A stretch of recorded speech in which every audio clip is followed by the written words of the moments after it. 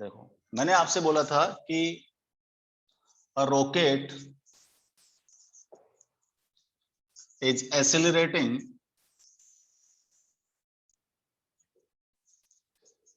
with 19.6 meter per second square. After 10 seconds, its fuel is finished.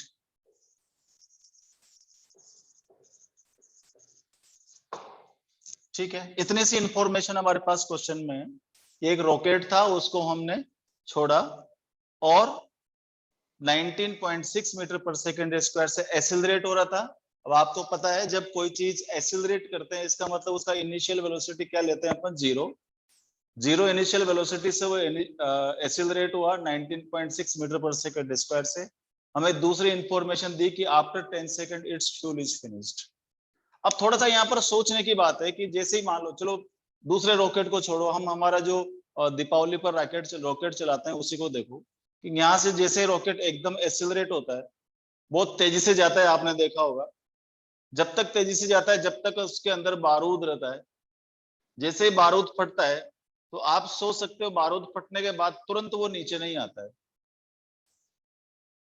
क्यों नहीं आता है? क्योंकि पहले वो फ्रेम था, उसी फ्रेम को हम आगे बढ़ा रहे थे और वहां पर जैसे फ्यूल फिनिश होता है इसका मतलब उसमें उस समय वेलोसिटी थी कुछ न कुछ वहां पर, उस वेलोसिटी से वो फिर आगे बढ़ेगा।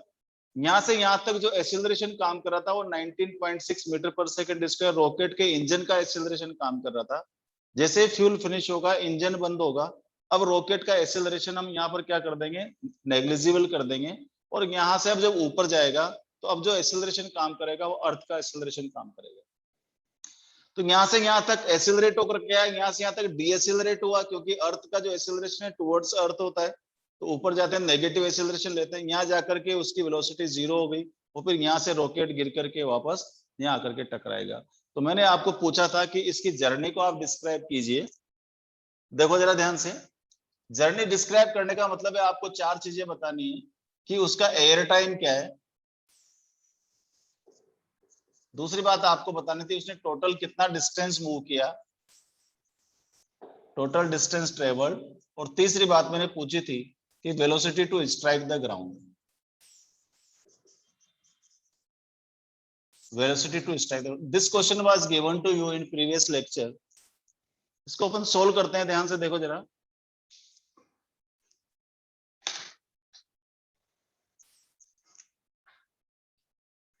मान लीजिए रॉकेट ने यहां से ए से चलना शुरू किया, ए पॉइंट से रॉकेट ने चलना शुरू किया, यहां से लेकर यहां तक 10 सेकेंड तक वो एक्सेलरेट हुआ। उसका जो एक्सेलरेशन था वो 19.6 मीटर पर सेकेंड स्क्वायर था।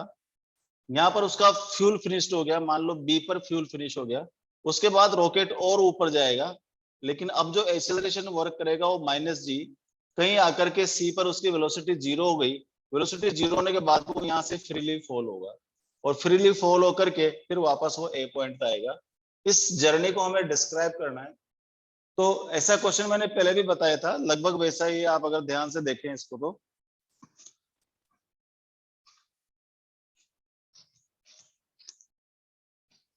सोल्व करते हैं इस प्रॉब्लम को। पहले अपन ए से लेकर के बी तक की जर्नी देखते हैं। ए टू बी जा रहे हैं हम। ए पर मेरा जो वेलोसिटी है वो जीरो है, बी पर वेलोसिटी मुझे पता नहीं है, लेकिन मेरे पास टाइम है 10 सेकेंड और एक्सेलरेशन है 19.6 मीटर पर सेकेंड स्क्वायर। तो पहली बात तो अपन बी पर वेलोसिटी फाइंड कर सकते हैं कि VB is equal to VA plus AT। ठीक है भाई, चलो VB क्या है भाई पता नहीं है, VA क्या है जीरो, एक्सेलरेशन क्या है 19.6, टाइम कितना 10 सेकेंड। तो यहां से 196 मीटर पर सेकेंड हमारे पास बी पर वेलोसिटी आ गई। एक चीज तो ये मिल गई। दूसरा हम देखेंगे ए से लेकर बी तक जाने में उसने कितना डिस्टेंस ट्रेवल किया। तो ए से लेकर के बी तक का अगर मैं डिस्टेंस देखूं तो S A B is equal to, देखो ध्यान से, initial velocity, velocity at a time T plus half of acceleration times T square. V पर वेलोसिटी जीरो है तो zero into T plus half of A 19.6 है और टी कितना हो गया हमारे पास, कितना 10 का स्क्वायर, तो देखो ये 2 9 जा 9.8 टाइम कैंसिल हो जाएगा, 10 10 जा 100, तो ये हो जाएगा 980 मीटर। मतलब ए से लेकर के बी तक का जो डिस्टेंस ट्रेवल हुआ 980 मीटर हुआ। ये कहानी तो हो गई हमारे ए से लेकर के बी तक की। अब हमें बी पर वेलोसिटी भी पता है और हमें बी का ए से डिस्टेंस भी पता है। आगे चलते हैं, बी से लेकर के सी तक की जर्नी करते हैं, बी टू सी। अब मेरे पास बी पर वेलोसिटी है, कितनी है 196 मीटर पर सेकेंड। अब बी से लेकर सी तक मेरे पास एक्सेलरेशन माइनस 9.8 मीटर पर सेकेंड स्क्वायर है। अब अर्थ वाला एक्सेलरेशन वो भी नेगेटिव, ठीक है भाई। सी पर मेरे पास वेलोसिटी 0 है क्योंकि वहां जाकर के वो रुकेगा और टाइम मुझे पता नहीं है। तो अब मुझे निकालना पड़ेगा कि बी से लेकर सी तक जाने का टाइम क्या हुआ और बी से लेकर सी तक का डिस्टेंस क्या हुआ, क्योंकि सी की वेलोसिटी तो मुझे पता है। तो अब क्या करूंगा, ध्यान से देखो जरा। पहले V final V C is equal to V B plus 80, ध्यान से देखो, वी सी है 0, वी बी है 196 माइनस 9.8 इंटू टी पता नहीं कहां से कहां तक का बीसी का। तो डी बीसी क्या आ गया देखो 196 डिवाइडेड बाय 9.8 और ये हो गया मेरे ख्याल से 20 सेकेंड हो गए। बी से लेकर के सी तक का जाने का जो टाइम है मेरे पास कितना आ गया बेटा, 20 सेकेंड टाइम आ गया, ठीक है। चलो बी से लेकर के सी तक का डिस्टेंस निकालना है, V C square is equal to V B square plus minus 2as। ध्यान से देखो, वी सी 0 है, V B 196 square minus 2 9.8 into S A B, sorry S B C, B से लेकर के सी तक का। तो S B C is what 196 into 196 divided by 2 into 9.8, easily cancel हो जाएगा। 9.8 सॉरी 9.8 से ये कैंसिल हो गया हमारा 20 टाइम, सही कर रहा हूं ना, हाँ ठीक है। 2 से ये 10 हो गया, तो ये डिस्टेंस आ गया 1960 मीटर। बी से लेकर के सी तक का डिस्टेंस भी आ गया, बी से लेकर के सी तक का टाइम ही आ गया। अब हमारा पार्टिकल कहां पहुंच गया भाई, सी पर पहुंच गया। अब देखें कि सी से लेकर के ए तक आने में कितना टाइम लगेगा और सी से लेकर के जब ए पर आएगा उस समय वो किस वेलोसिटी से टकराएगा, ये दो चीजें हमें तुरंत देखनी है। चलो देखते हैं क्या करेंगे। सी से ए की जर्नी देखिए, सी से ए पर जर्नी, अब मेरे पास अवेलेबल क्या है, वीसी 0 है, ठीक है। सर नीचे लिखो, अच्छा नहीं दिख रहा क्या सर नीचे लिखो। हाँ हाँ एक सेकंड,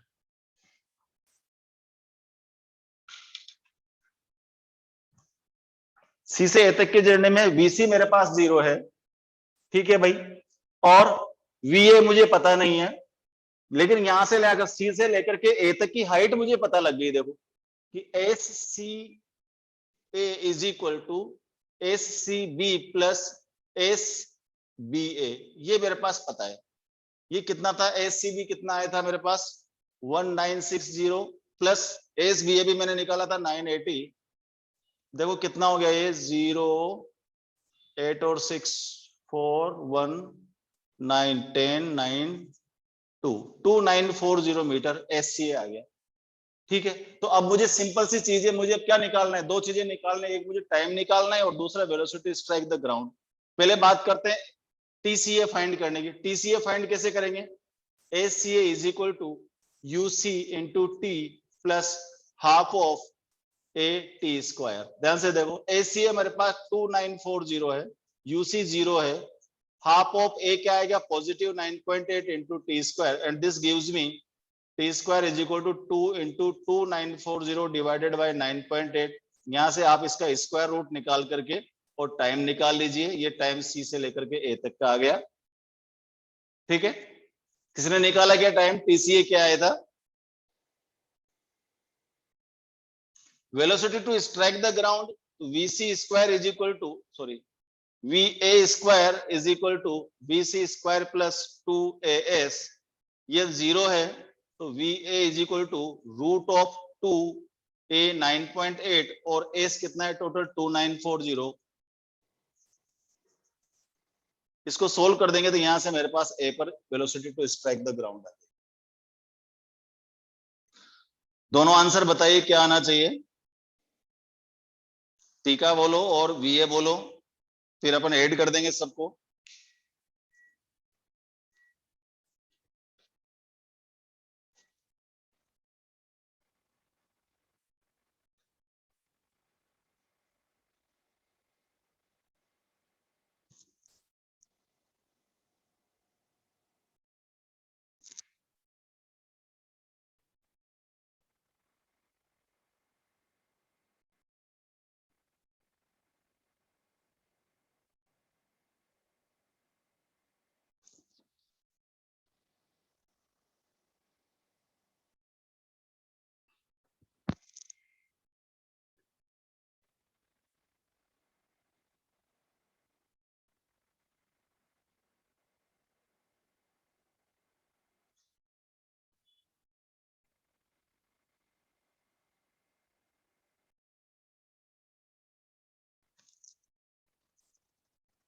ये 24.4 सेकेंड आएगा। और velocity to strike the ground क्या हो गया?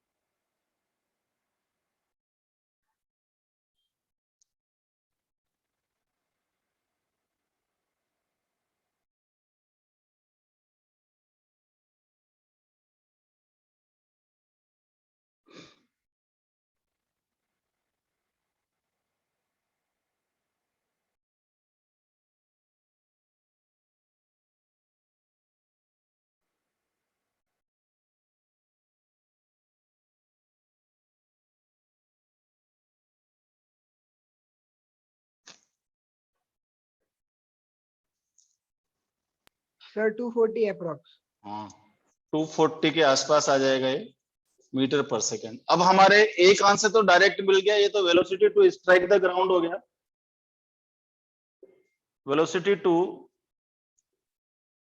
स्ट्राइक द ग्राउंड, ठीक है। एक आंसर तो थर्ड तो ये मिल गया। टोटल टाइम देखो, t इज इक्वल टू, पहले था अपना 10 सेकेंड तक, तो वो अपने खुद का टाइम दे रखा था उसने। उसके बाद में दूसरा टाइम आया था मेरे पास 20 सेकेंड, और उसके बाद में 24.4। ये मेरे ख्याल से 54.4 सेकेंड का टोटल टाइम, एयर टाइम आया उसका। टोटल डिस्टेंस ट्रेवल्ड अगर मैं देखूं तो पहले चला वो 980 के बाद में 1960, और पूरा वहां से लेकर वहां तक का जो डिस्टेंस है कितना है उसका टोटल, मतलब इसका डबल कर देंगे क्योंकि तो पूरा ही जर्नी है, यहाँ से लेकर यहाँ तक निकालना है। 2940, इन सबको प्लस कर दीजिए तो टोटल ये आ जाएगा टोटल एयर टाइम, और ये क्या आ जाएगा आपका टोटल डिस्टेंस ट्रेवल्ड, और ये velocity to strike the ground. ठीक है, एग्जाम में केवल एक ही आता है इन सब में से क्वेश्चन, अलग अलग नहीं आते हैं।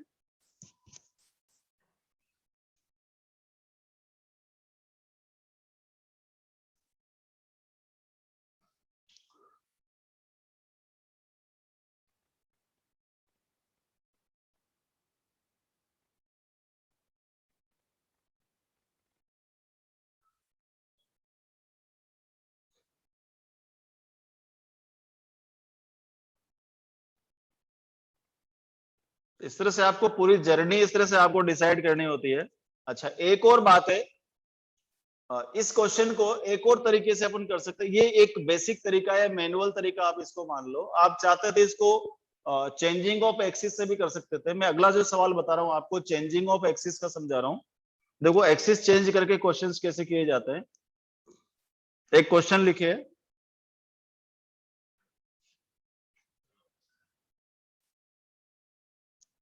डाटा कुछ भी हो सकते हैं लेकिन आया हुआ क्वेश्चन है,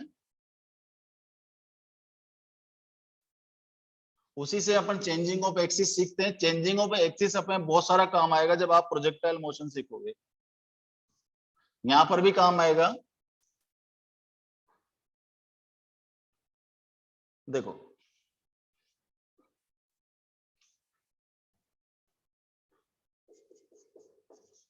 a balloon is rising up with 12 metre, ये कांस्टेंट वेलोसिटी है, विद कांस्टेंट वेलोसिटी 12 मीटर पर सेकेंड।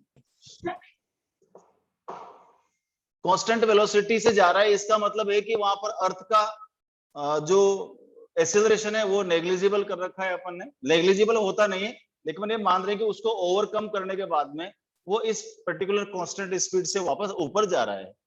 ठीक है, when it is 50 meter high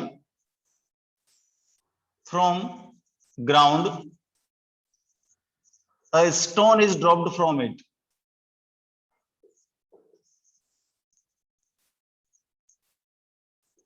A stone is dropped from it.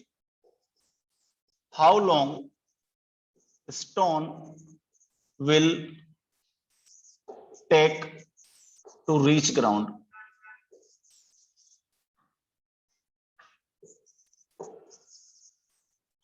ये कहानी है।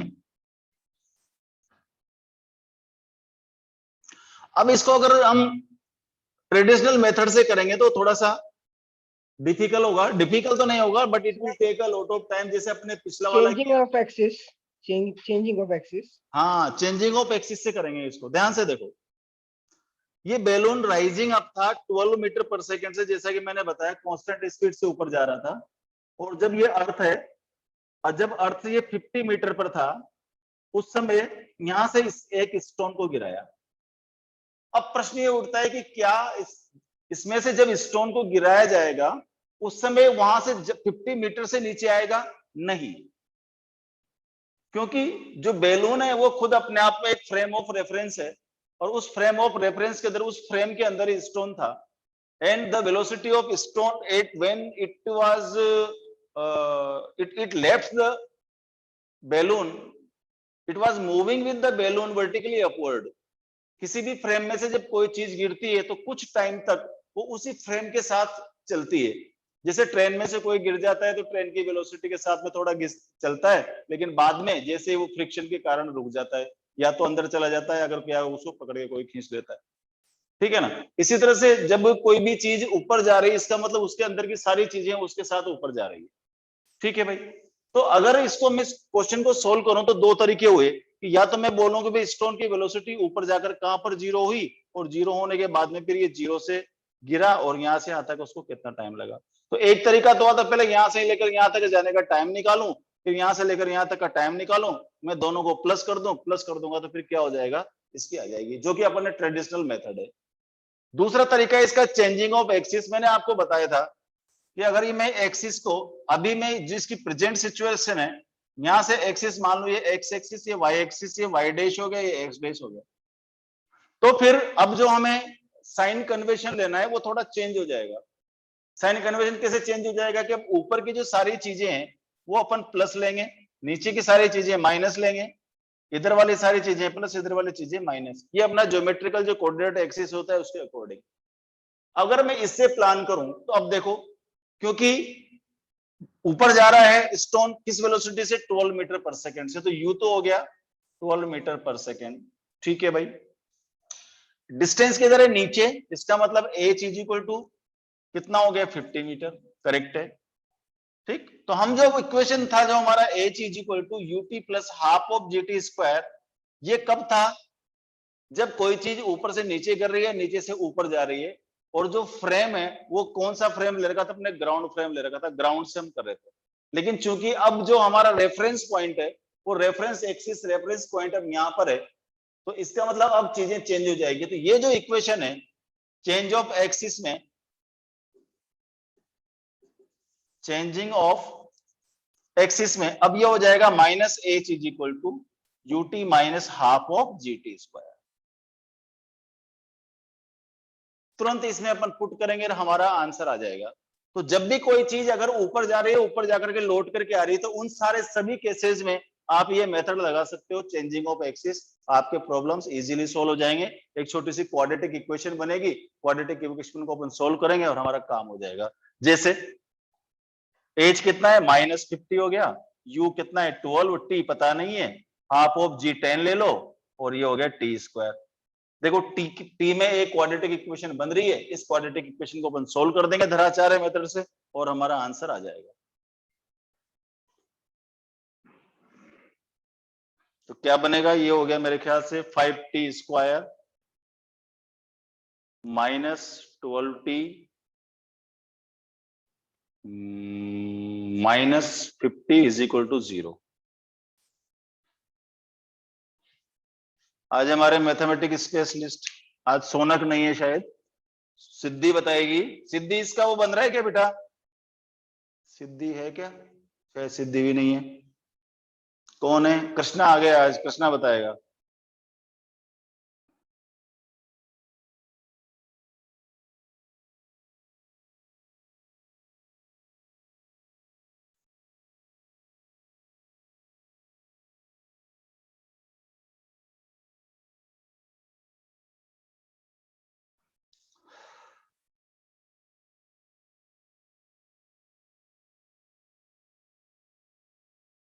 कृष्णा क्वाड्रेटिक इक्वेशन बन रही है या सीधे ट्राइनोमियल फैक्टर हो जाएगी?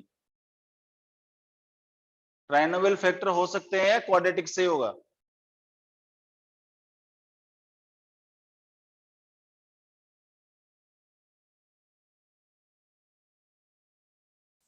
फाइव फाइव जो 25 माइनस 250 नहीं बनेगी। सीधा क्वाड्रेटिक से सोल्व कर दो इसको। p is equal to minus B plus minus under root B square minus 4ac divided by 2 है। धराचार्य मेथड लगाओ और सोल्व कर दो। तो ये हो गया 12 प्लस माइनस अंडर रूट 12 12 जा 144 माइनस माइनस प्लस 4 5 जा 20 25 जा 100 100 0 divided by 2 times of 5। Solve it और आप यहां से टी की वैल्यू फाइंड कर सकते हैं कि कितने सेकंड में ये स्टोन नीचे आएगा।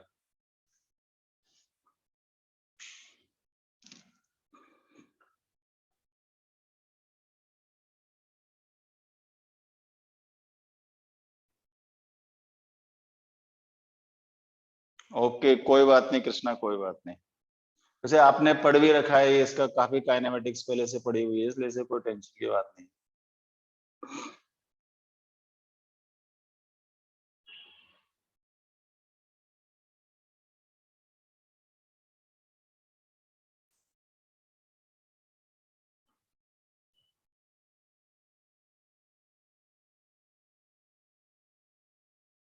कल हम यहां तक के इसके एनसीईआरटी के क्वेश्चंस करेंगे 11th के।